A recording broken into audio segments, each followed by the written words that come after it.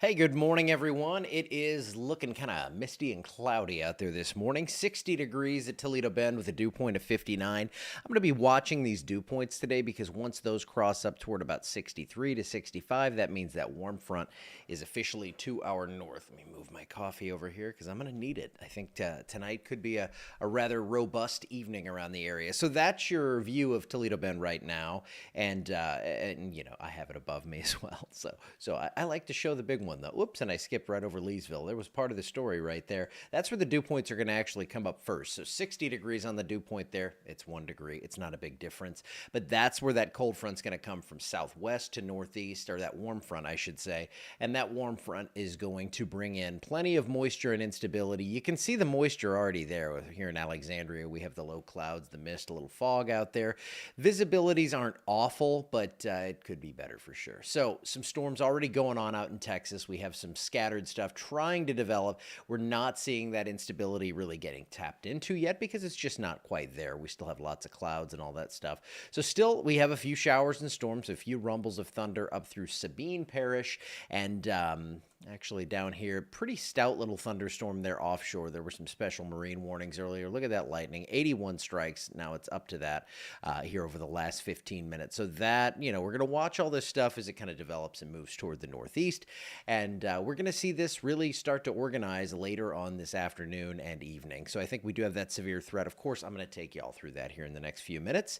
Temperatures now from 57 to the north in Monroe to 62 in Lake Charles. Dew points already up into the low 60s down south of I-10, actually mid to upper 60s around Houston. That's where that real deep moisture is. We're going to get up to around 63 to 65 on the dew point up in most of the area here. So it's not going to be one of those deals where it's in like the low to mid 70s and you have really crazy rich moisture.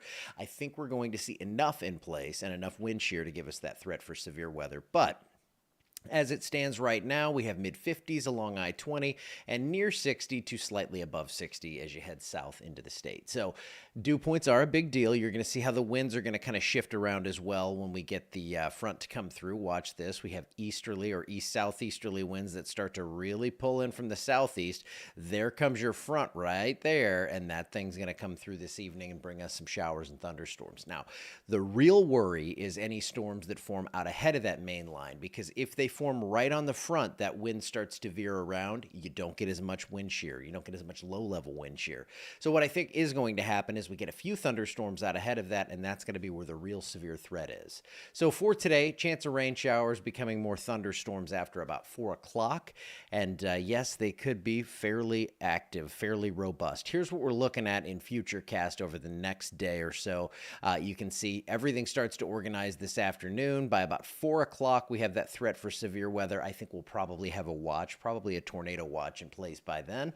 By 4 o'clock, that line's going to stretch from just west of Natchitoches toward Leesville, and then we're going to see that thing come eastward. Now, the question is, again, do we get storms to form out ahead of this main line? Because this stuff here on the back end, that could have a wind threat with it. There's a slight separation here out to these cells out ahead of that, and that's where we're going to see that real chance for more organized severe weather. By 10 p.m., things continue to roll on toward the east, kind of a broken line here as these storms move toward the Mississippi River, and then by about 1 o'clock, those cross over, probably around midnight, those cross into Mississippi out of our area, and we see everything kind of weaken out. And then I actually think Friday looks pretty good. Any sort of severe threat on Friday is going to be just off to our east, and that's going to be mainly the early morning stuff.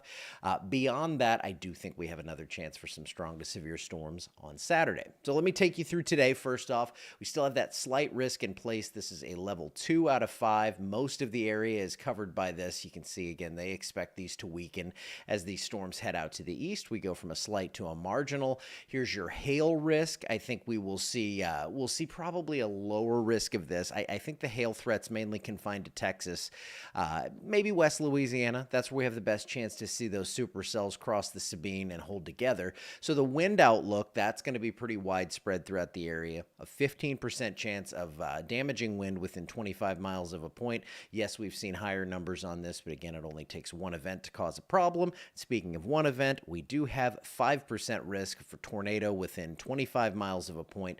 So the chance is there for a couple isolated tornadoes today. And given that strong wind shear, I wouldn't be surprised to see a decently strong tornado try and form, especially in the western half of the area. Now, the chance for that, again, impacting you specifically is very low, but I think the chance is going to be there for us to actually see a tornado in the area today. Here's Futurecast for the next several days. This is the GFS model showing everything sweeping through Saturday. We get another round of storms to come on through, and by Sunday, that's out of here. And after that, things just kind of clear out and we cool off a little bit. Not much, but that's coming. Don't you worry. And then we'll start to see some craziness show up here on Wednesday. One model run, we're not really going to go with this, but yes, it does show that at least the cooler air is going to get into our area. Now, we have one more severe threat after this one to go through. That's going to be on Saturday into Saturday evening. Slight risk area wide. I'm watching this one because I think this could be about like what we're seeing today. So a pretty potent, decent threat for the severe weather right there. This is what we have a rainfall outlook for the next 7 days, generally about 1 to 3 inches. I know it's kind of muddy in spots out there, and we are not going to do much to help that. Your 7-day forecast, I went for it. 100% chance for rain today. I think we all see at least some form of rain. Tomorrow, pretty decent little break there. I think that any chance for rain on Friday is going to be confined to very early or very isolated showers. And then on Saturday, we get that next round to come through and bring us some more showers and storms. What I want you to notice here is the end of the 7-day here. I'm trying to think of what day that would be. I think that's New Year's Day, 56 degrees. So New Year's Eve might be a little cool. It's tricky to time that front exactly, but it looks like the cold front's going to come through, and by Wednesday we are going to be much cooler. So if you have plans, and I know a lot of you will, to be out on New Year's Eve, it looks like we might see some cooler temperatures coming in, but no big storms. Now the temperature outlook to start January is below normal. We've been talking about that cool push coming in. I think this is going to be a pretty sustained push of colder air. So to start the new year, I think we're going to start off fairly chilly and near to above normal precip. So will it snow? Probably not. I mean, you live in Louisiana. We know how this goes. I think there is going to be at least a close call or two mixed in, but we shall see on the details. I'm getting those. I posted about this in the subscriber chat because you can't share it over there, and I don't want I don't want things like this shared. But I kind of went through the GFS ensembles and the funny things they say about wintry stuff. So if you ever want a little extra something or other there is occasionally a nugget in that subscriber chat that's pretty interesting, and that's where I put it. All right, let's see. Yeah. Yep, lightning 15 minutes from your location in Texas. I love that feature because sometimes you'll be out there in the summer or whatever and you just kind of forget and it's sunny where you are. And then it's like, hey, there's lightning close by. So, be careful. What time do I think it's coming through Saturday going duck hunting on Catahoula Lake? Well, if you're going out early, I think you're good. I think that's going to be more an afternoon or evening thing. So that might turn out okay for you. All right. I'm going to get out of here, guys. I hope you have a wonderful day after Christmas. We're doing our big Christmas celebration today, but I am set and ready to roll back this way around 4 or 5 o'clock because I do think we will see some severe weather, and we can talk all about that, and that's all right. I'll go down and hug the family again tomorrow or something. But that's it for me for today. Well, not for today. That's it for me for the morning. I'll see you back here later today because we'll see watches and warnings this afternoon as those storms come on through. So be safe, all that good stuff. Just have your plan of action ready should you see a tornado or severe thunderstorm warning for your area.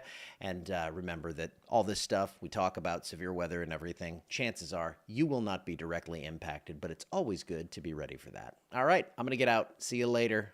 Have a good one.